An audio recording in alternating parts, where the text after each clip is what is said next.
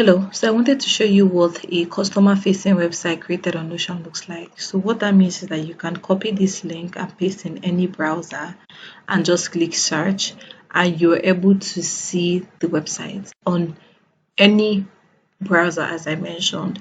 And it also comes with a table of content, so you can just directly move to any part of the website that you want. So if you want to go directly to our products, you could see, oh, this is where the products are positioned. So my products are on Notion, so I am part of the Notion inner circle. So we get insights into new programs that or features that Notion wants to bring in.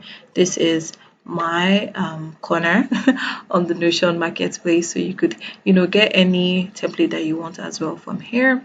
But meanwhile, back to the customer facing website. As you can see, this is a contact us button.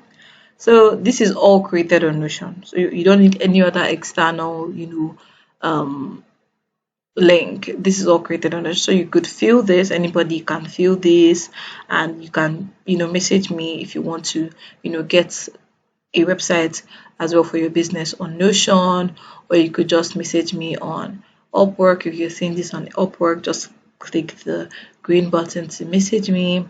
Let's discuss, how to also set up one for your business.